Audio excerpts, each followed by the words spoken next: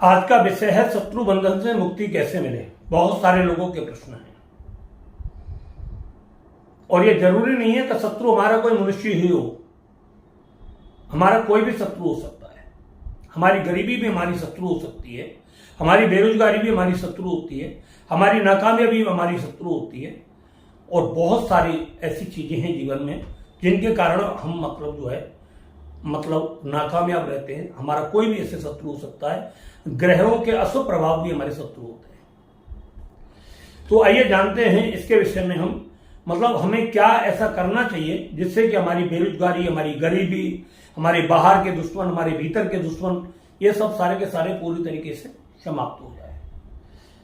तो इस विषय पर आज हम बात करते हैं और ये बहुत ही अच्छा विषय है क्योंकि बहुत सारे लोगों के ऐसे प्रश्न आते हैं कि हम पूजा पाठ करते हैं मगर हमारी पूजा पाठ लगती नहीं है।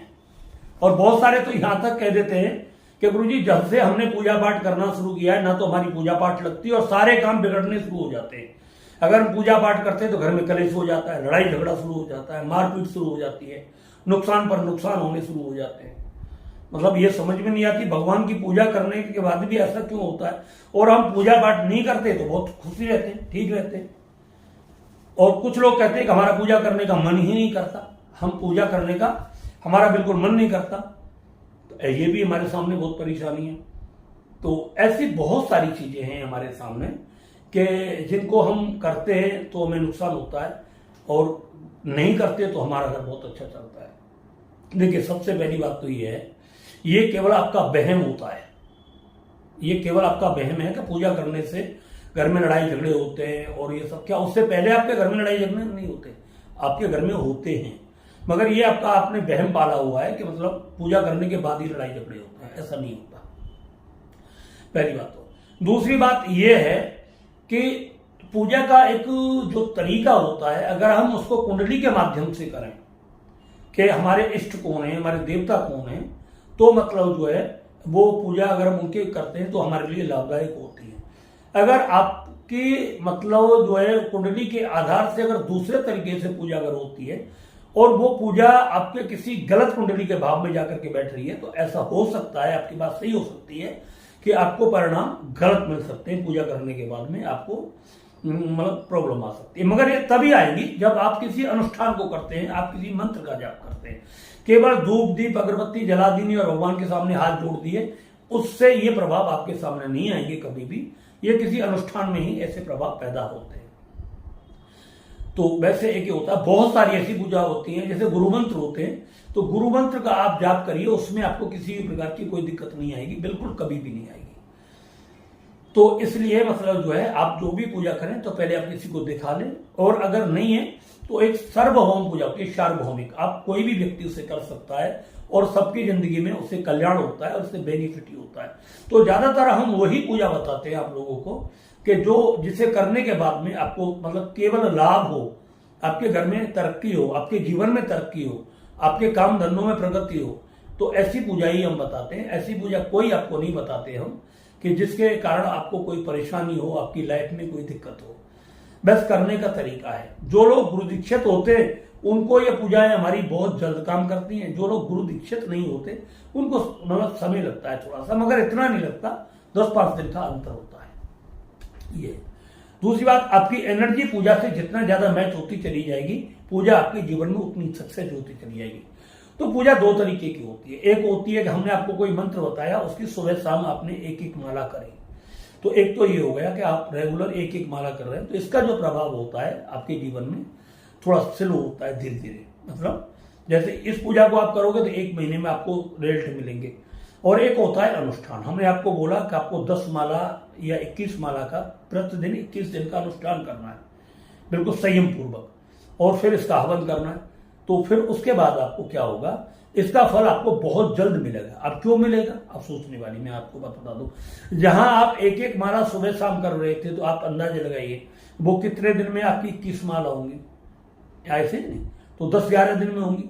और यहां आप एक दिन में ही 21 माला कर रहे हैं, तो आपकी बॉडी के अंदर जो ऊर्जा पैदा हो रही है, जो एनर्जी पैदा हो रही है, वो बहुत जबरदस्त पावर हो रही है। एक तरीके से ये है कि आपके पास छोटी सी सप्लाई आ रही है लाइट से, इन्वर्टर की मान लो, एक पावर हाउस से आ रही है। तो आपने वो अनुष्ठान जो किया वो अपने अपने पावर हाउस को सक्रिय कर दिया। आपका पावर हाउस इतना पावरफुल हो गया कि अब वो पूजा आपको बहुत अच्छे तरीके से, जबरदस्त, वो जो एनर्जी है आपकी बॉडी में बहुत जबरदस्त तरीके से काम कर रही है। जहां प्रतिदिन एक एक माला काम करते तो जो नेगेटिव एनर्जी जो थी वो एक एक करके आपको थोड़े तरीके से बाहर निकाल रही थी। मगर जहां एक ही दिन में आपने अनुष्ठान में 21 माला का जाप करना शुरू कर दिए तो वहां आपके जीवन में मिरेकल यानी जादू होना शुरू हो जाता है। आपके ऊर्जा केंद्र इतने शक्तिशाली और पावरफुल हो जाते हैं कि एनर्जी बहुत ऊपर चढ़नी शुरू हो जाती है और आपकी एनर्जी धीरे धीरे यूनिवर्स में जाकर के आपकी लाइफ में एक चमत्कार करना शुरू कर देती है। तो इसलिए अनुष्ठान में और दैनिक पूजा में इतना ही अंतर होता है। तो आपको करना क्या है मैं आपको बता देता हूं। अगर आप बहुत ज्यादा परेशानी में रहते हैं, आपका काम नहीं चलता है, आपको शत्रुओं से ज्यादा प्रॉब्लम रहती है, आपके घर पर कोई जादू टोना करता रहता है, या आपसे जल करके कोई व्यक्ति आपके काम को बांध देता है, या आपकी फैक्ट्री को बांध देता है, आपके घर के सामने कुछ रख देता है, आपकी फैक्ट्री के सामने कुछ रख देता है, या आपके रास्ते में कुछ डाल देते हैं, इससे क्या हो जाता है हमारे रास्ते बंद हो जाते हैं, आपको पता भी नहीं लगता। अब वो सिस्टम नहीं रहा है कि मतलब किसी के घर पर जाकर के ही आप डालोगे। जहां से कोई व्यक्ति निकल रहा है, आपका कोई मतलब आपका कोई दुश्मन है और वो आपको परेशान करना चाहता है, तो अब वो आपके घर पर कुछ नहीं करेगा। आप जिस रास्ते से आपका आना जाना है उस रास्ते पर भी उसने कोई चीज आपके लिए डाल दी तो वो आप पर अटैक करना शुरू कर देगी और आपके काम धंधे में दिक्कत करना शुरू कर देगी, आपके स्वास्थ्य में दिक्कत शुरू कर देगी, आपके घर में लड़ाई झगड़ा कलेश करवाना शुरू कर देगी। तो ये सब कारण ऐसा होता है। अब ऐसा कैसे होता है, तो जिस जगह से आप निकलते हो ना तो वो एनर्जी आपको मतलब जो है करेक्ट कर लेती है आपसे, मतलब आपका स्पर्श होते ही उस जगह का ओरा का, और आप धीरे धीरे, आपको तो पता ही नहीं कि यहाँ क्या हो रहा है, मेरे लिए हो रहा है, मतलब ऐसा आपको तो दूर दूर तक सपने में भी नहीं पता होगा। तो ये जब आपके जीवन में होता है तो आपको बहुत सारी मुसीबतें आनी शुरू हो जाती है। उन सभी मुसीबतों से दूर करने के लिए आज मैं आपको जो मंत्र बताने के लिए जा रहा हूं ये बहुत गजब का मंत्र है, बहुत ही शक्तिशाली मंत्र है। अगर आपने इसको कर लिया तो आपकी लाइफ में जबरदस्त मतलब जो है चमत्कार होना शुरू हो जाएगा। जरूरी नहीं कि मतलब जो 1-2 दिन में हो, मगर 1 हफ्ते में आपको लगना शुरू हो जाएगा, 15 दिन में आपको लगना शुरू हो जाएगा, आपके मन में शांति होनी शुरू हो जाएगी। काम बेशक आपका ना खुले मगर अंदर से आपका मन बहुत शांत होना शुरू हो जाएगा, और जैसे जैसे मन शांत होगा धीरे धीरे आपके काम शुरू होंगे और 1 महीने में इसका पूरा रिजल्ट आपको मिलना शुरू हो जाएगा। तो ये बहुत ही प्रभावशाली मंत्र है और मैं आपको जो बता रहा हूं इस तरीके से आपको करना है। इस मंत्र का जाप अगर आप करते हो तो मैंने जो बताया 1-1 माला सुबह शाम करें, और जब आपके मतलब जो है 20 माला या 50 माला हो जाए तो इसका फिर हवन कर दिया करें। हवन सामग्री और हवन के बारे में मैं आपको बताऊंगा इसमें। और अगर आप अनुष्ठान कर रहे हैं तो चाहे 10 दिन का कर रहे हैं तो 10 दिन का अगर करते हैं तो 10-10 माला डेली का करें, और 21 दिन का कर रहे हैं तो भी आप 10 माला का डेली जाप करें। जाप आपको हमेशा रात्रि के वक्त ही करना है और दिन में आपको नहीं करना है। 10 बजे के बाद आप कभी भी ये जाप अपना शुरू कर सकते हैं। कृष्ण पक्ष की अष्टमी और 14 का दिन हो, अगर शनिवार हो तो सबसे बेस्ट है, अगर 14 या शनिवार नहीं है तो मतलब आप अष्टमी से ही जाप कर सकते हैं। इस चीज का आप विशेष ध्यान रखें, ठीक है। और अगर आपको शनिवार से ही करना है तो अष्टमी और 14 ना हो तो भी आप इसको शनिवार से जाप कर सकते हैं। जिन व्यक्तियों के ऊपर शनि और राहु की महादशा खराब होती है तो वो व्यक्ति केवल शनिवार से ही इसका जाप करना शुरू करें। तो अब आपको मैं मंत्र बताता हूँ। वैसे मंत्र हम बोलते नहीं है मगर आज अब हम आपको बता रहे हैं। बहुत सारे लोग कहते हैं गुरुजी आप मंत्र बताते नहीं, बोल दिया करो, प्रश्न डालते हैं, मगर मैं आपको बोल के बता रहा हूँ। एक तरीके से गुरु मंत्र भी हो जाता है। जिन लोगों ने गुरु नहीं बनाए तो आप इस मंत्र का रेगुलर जाप करिए, आपके जीवन में बहुत जबरदस्त चमत्कार होने शुरू होंगे। मंत्र है ओम ह्रीम बगलामुखी, सर्व कार्य साधय साधय। ओम ह्रीम बगलामुखी, सर्व शत्रु नाशे नाशे। ह्रीम ओम फट स्वाहा। इसमें ध्यान रखना 2 चीजें आई। ओम ह्रीम बगलामुखी, सर्व कार्य साधय साधय। ओम ह्रीम बगलामुखी, सर्व शत्रु नाशे नाशे। ओम ह्रीम फट स्वाहा। अब बहुत सारे लोग कहेंगे इस मंत्र में एक ही साथ क्यों नहीं दे दिया, कहने वाले बहुत अलग लोग हैं। इसमें एक पार्ट है सभी कार्यों को सिद्ध करने के लिए है, दूसरा पार्ट है इस मंत्र के अंदर सभी शत्रुओं को समाप्त करने के लिए। और हम एक ही मंत्र में अगर दोनों ऊर्जाओं को डाल देते हैं तो मिक्सिंग होकर के बहुत सारी दिक्कतें साधक के सामने आ जाती हैं और शक्ति कंफ्यूज हो जाती है कि मतलब हमें कौन सा कार्य करना है। ये आपका हो गया। अब आपको इसका हवन कैसे करना है, जब आप इसका जब भी आप हवन करेंगे तो इसके लिए आपको सामग्री लेनी है। एक तो नॉर्मल हवन सामग्री बाजार से आपको लेकर के आनी है। दशांश हवन करना होता है, किसी भी मंत्र का दशांश हवन करना होता है। और अंत में जिस दिन आप हवन करोगे, एक 5 से 7 साल की कन्या को आपको भोजन कराना है। खीर दे मतलब जो है उसमें 1 चम्मच देसी घी डालना है और थोड़ी सी उसके अंदर केसर डालनी है।